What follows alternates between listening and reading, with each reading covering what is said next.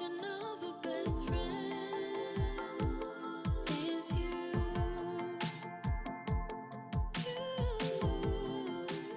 You look fabulous. We got You this. both are fabulous. We'll just kick it off. So, can you guys just start by introducing yourselves? I'm Davene.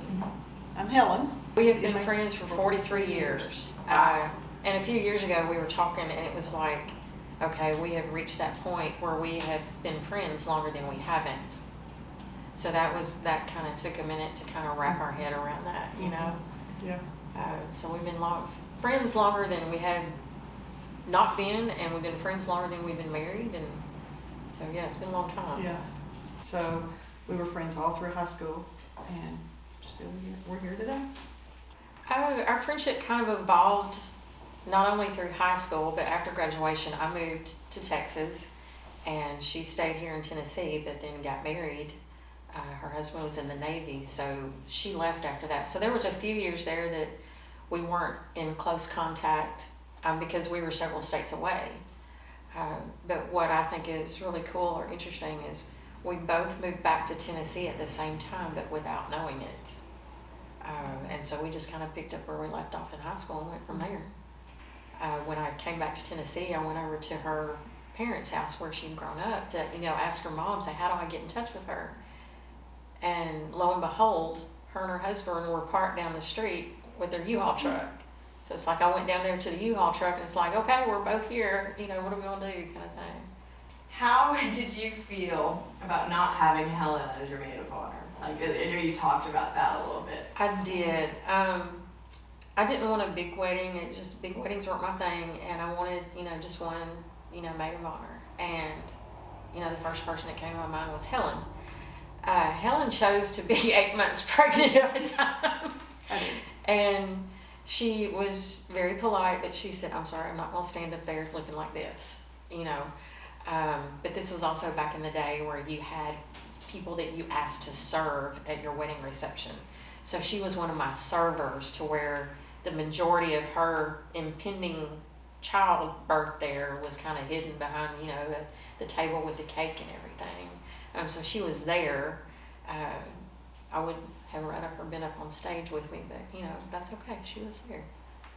Helen had a child first, and I can remember going to the hospital when her son was in the NICU at Vanderbilt and things. And then later on, she got pregnant with her second child, and not long after that, she miscarried. And during that time of the miscarriage, I got pregnant as well. And so that was probably one of the most difficult times as far as our friendship goes, because I wanted to be happy for me, but at the same time my heart was breaking for her. And I think it was the same thing with her, is I think she was sincerely happy for me, but at the same time here she was grieving the loss of her baby. But the wonderful thing of it is, I've got a picture of when I was at the hospital holding my daughter, and Helen's holding my baby, and at that time she was 3 months pregnant. Mm-hmm. When she came to see me when I had my daughter, she was 3 months pregnant with her daughter. So we've got daughters that are about 6 months apart. So that was probably, I would say, one of the most difficult times. I knew she loved me and I loved her, but it was just, because of the circumstances, it was difficult to be around each other and difficult to talk to each other. We still did, but it was just kind of an unspoken grieving there, But, as fate would have it, we both have beautiful daughters now, and I think we realized that, we were still there for each other, even in those kind of situations, even through that kind of heartbreak and things, and there is life after that, and even through the bad things, good things come. So Losing a child is, even at 3 months, is tough. It's very tough to go through. I'm so happy for Davene, but like she said, my heart was breaking, and until you lose one, you don't understand. And I know she didn't totally understand what I was going through. So just, we talked, but we were not as close as we have been and are now.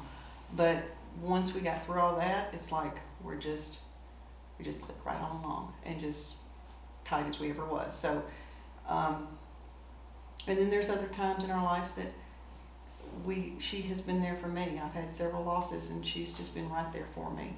And I am just so thankful for that. I lost my dad. I probably started crying 20 years ago. And my mom and dad divorced. And I thought that was the hardest thing I've ever gone through in my life. No, it was not. Losing my dad was terrible. Davene was there. She was there through it all. 3 years ago, I lost my mom.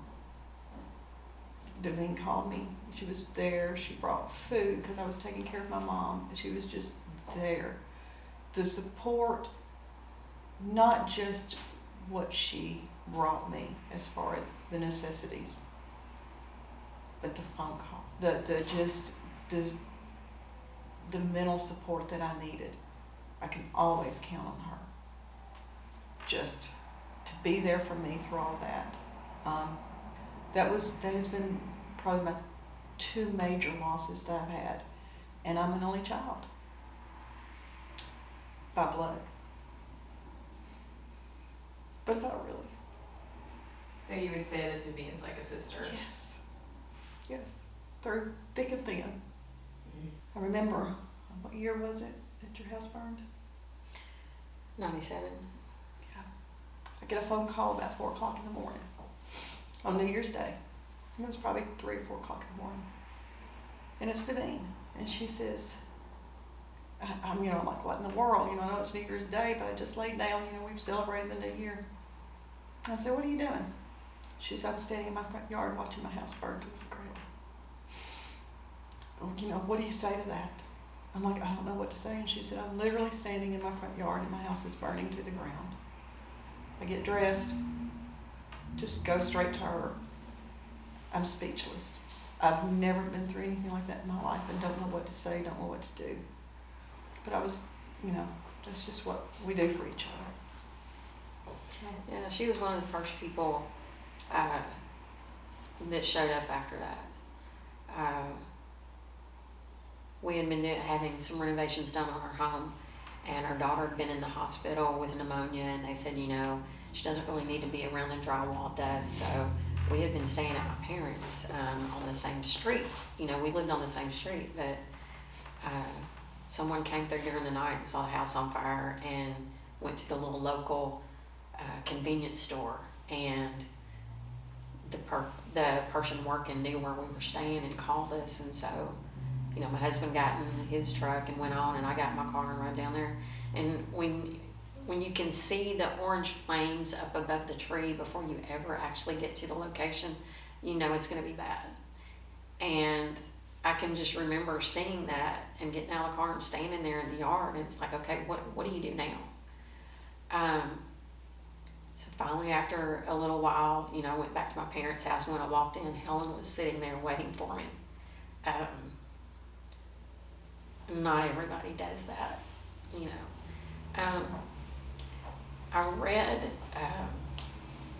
a quote, and I'm not a big Oprah fan, don't take it as that, but I read a quote from Oprah Winfrey. It says, everybody wants to ride with you in the limo, but what you want is that person that's going to ride the bus with you when the limo breaks down.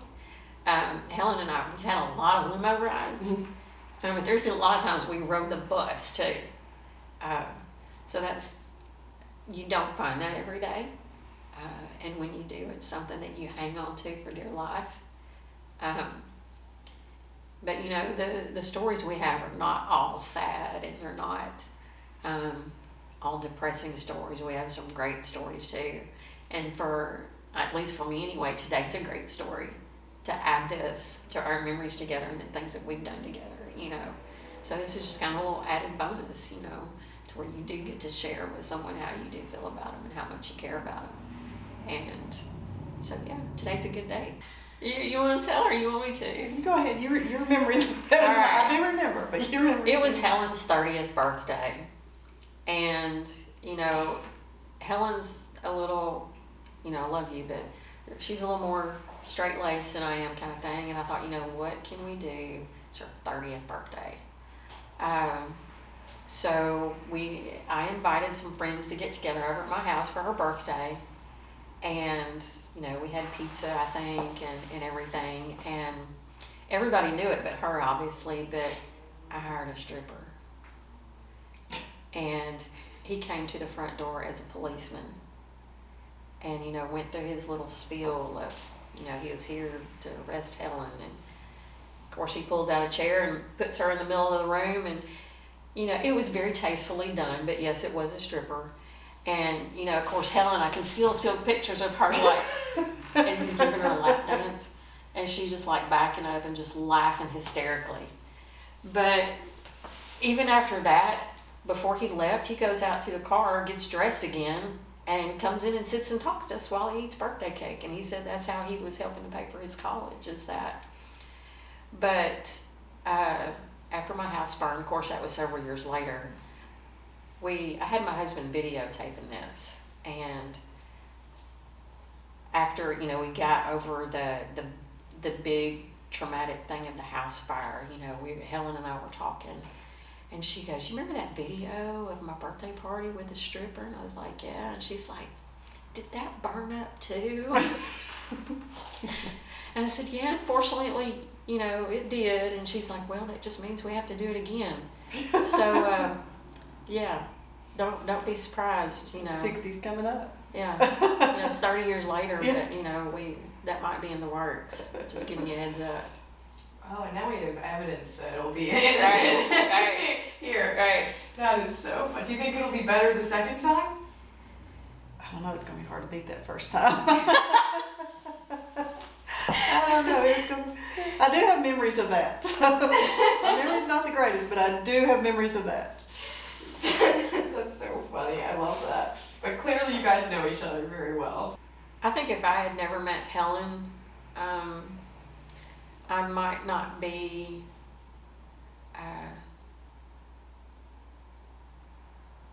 as, I don't know what the right word is to say it, spontaneous.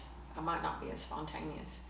But one thing I love about Helen is it's like when I come up with whatever crazy idea it is, just like this today, usually her first word is like, yeah, let's do it,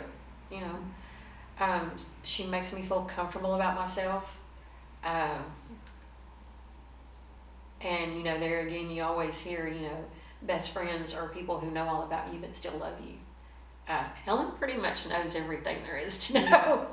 And probably a lot of things she doesn't want to know or won't admit to knowing. But yeah, she knows everything there is, and she still accepts me the way I am and loves me for what I am. And not everybody's that way. Davene would I be a different person? Would I be a different person if I hadn't met Davene? Maybe.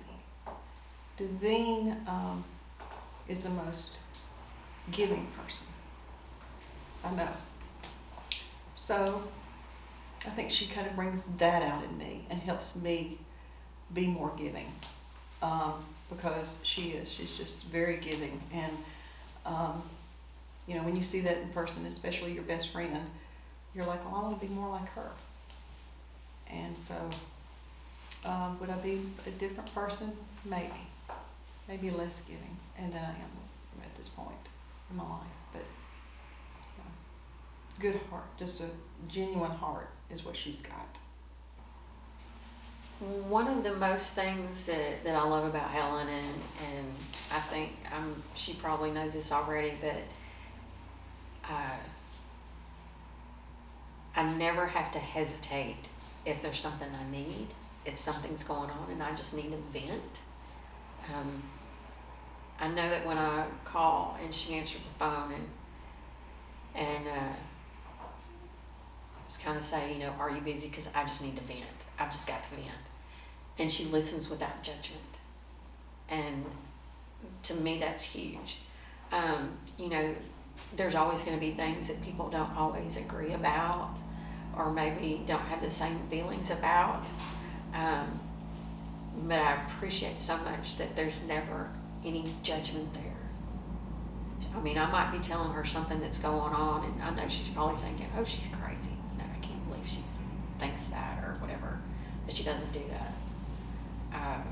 And to me, not judging someone for how they feel or don't feel or things like that is huge. So I do treasure that about her. And I know no matter what it is, again, I can pick up the phone and call, and I know she would be there. These days, there's very few things that you can rely on with that consistency that you know that person's going to be there.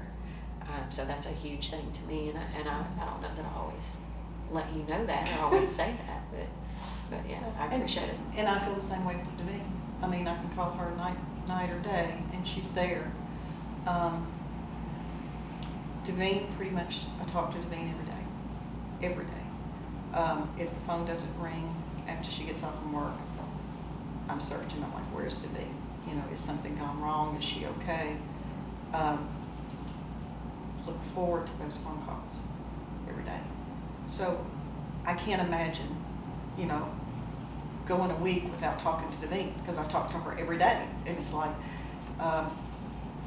so yeah, and I can tell her anything.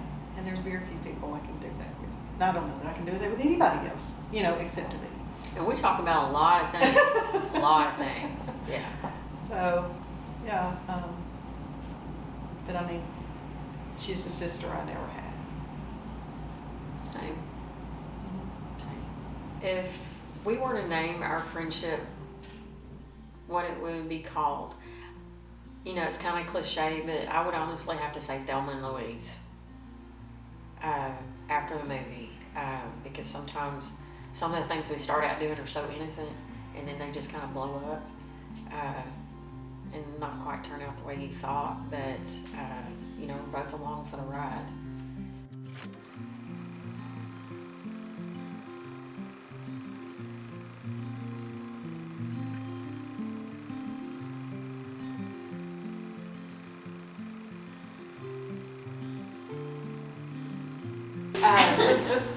I never thought that I would find someone that I could share my life with, my dreams with, my joys with, and my heartbreak with as well. We've been through high school together. We've been through when we got married. Not us, but you know, when we got married. So make that clear. To starting families, and now I'm getting to enjoy your grandkids. Don't know if you'll ever get to do that for me, but that's okay. Just somebody that's been there for everything. You know, I think we've grown up together, and we've grown closer together. They say you have your family, and then you have your friends, and then there's friends that become family. You are my family. The first 43 years have been great. I can't imagine what the next 40 plus years are going to be like. Doing some math here. You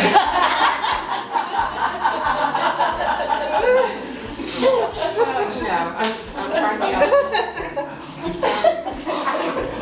I can remember several years ago when you lost a friend unexpectedly to suicide. And I remember you calling me and telling me, don't you ever do that to me. Yeah, she's like, you know, and so I've kind of taken that to heart. So on the days that are difficult, on the days where I feel like I want to check out, I can still hear you saying, don't ever do that to me, I'll kill you. So that's a big part of why I'm still here.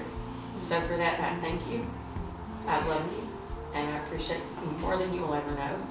I know that there are times that I drive you crazy, and there are sometimes that your driving drives me crazy. But it's all good. And at the end of the day, I feel like I'm one of the most fortunate people to not only have a friend, but a family as well. That no matter what I call or what I say, how weird or off the wall or how crazy it is, you never judge me, and you listen. Sometimes you laugh, sometimes you don't. but it's all good. And I'm so thankful to you, and you're such a blessing. And I can't imagine doing life without you either. And I promise you, I will die of natural causes. And there will be nothing I can do about it, so don't come back at me and get mad and say I'm good. That's it, man. Love you.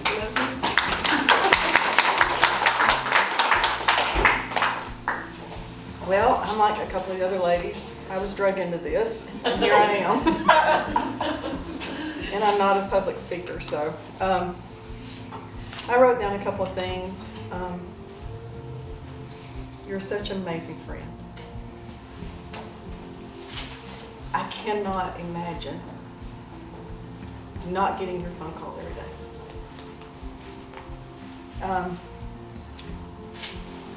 The thing I love about you is your selflessness. You're just not selfish at all. You are so giving. You'll call me and say, hey, I'm doing this for somebody. And you're doing it, and it's like you have made me a better person for that.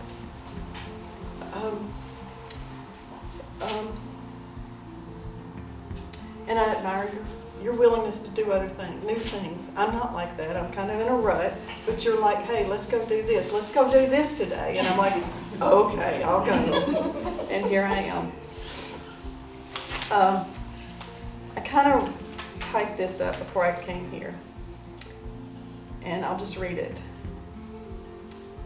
God has truly blessed me with you, a sister I always wanted and never had until 10th grade.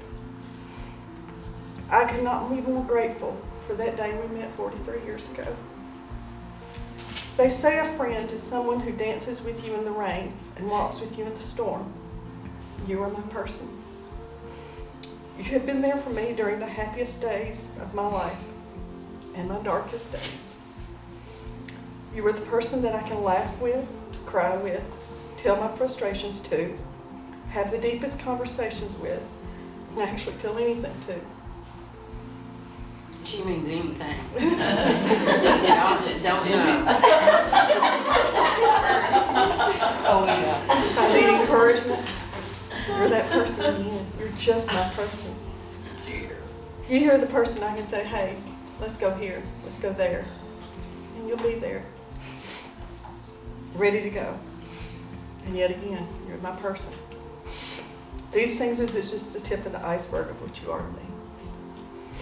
You are a loyal bestie that my life would not be complete without. I vow to you today to always be these things and so much more to you. And I vow to be your person until we leave this earth. I love you.